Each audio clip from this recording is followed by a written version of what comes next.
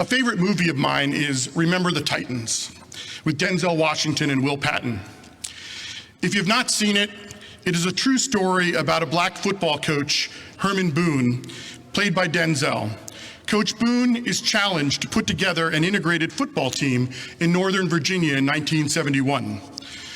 One of the quotes I love is when Coach Boone is putting together the team and he tells the players, "I will never cut a player who comes out to play for me if you come to work and give all you have. We will work to be perfect in every aspect of the game." The movie goes through showing the challenges the players have getting along, discovering their place, working together, and managing the tension. As the season enters its final stage, Coach Boone says in the locker room at halftime, "You boys are doing all you can. All I can ask is for you to do your best."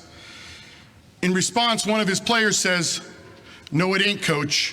You asked for perfection. I ain't saying I'm perfect because I'm not, and I ain't never gonna be. But we have gone out and won every game we have played, so this team is perfect. Each player giving their best, that is perfection." Will Patton, who also plays the head coach that was replaced, he says to the players, "You taught this city how to trust the soul of a man rather than the look of him." For me, this is an image of heaven. Use all the gifts, each using our own gifts for the glory of God. Today's gospel is the wedding feast at Cana, probably one of the most well-known stories in the Gospels, at least the most misquoted and blasphemed story. Most of us have heard someone joking about turning water into wine. My own children, after I was ordained, have jokingly asked me to turn water into wine. Oddly, with so much familiarity, you might expect it to be in multiple Gospels. But Matthew, Mark, and Luke do not tell the story, only John. But John tells it so well, and it is full of theological symbolism. John in his gospel is always talking about and revealing the divinity of Jesus. So with all the symbolism and richness, I wanted to spend some time on the jars, the 6 jars for ceremonial washings. They are there to purify, cleanse. And on one level, we can see them represent all the impurity, sin, and failings of the wedding guests. 6 jars carved out of stone, 30 gallons each. That is a lot of water. And they were filled to the brim. It took a lot of effort to fill those jars.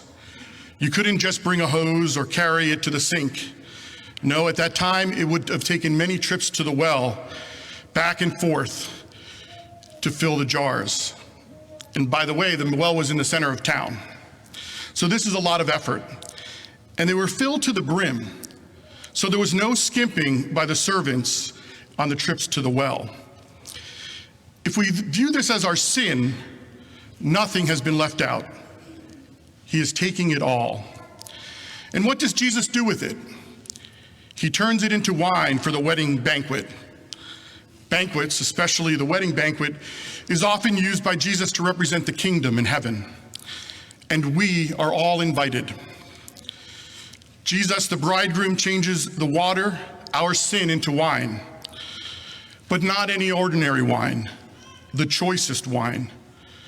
Despite the sinful, broken impurity we bring to him, he takes it all and washes it away and makes us clean and worthy of heaven. The church this morning pairs this gospel with a reading from St. Paul about spiritual gifts. Also, a pretty well-known passage and theme, many gifts and one body, the church. We all have gifts and talents we are to use for God's glory. The gifts are not the same, and we should not seek them to be the same, or for us to have someone else's gift. No, we need to bring and use our own gifts. And like the clay jars, we need to use it to the full, to give it all we have.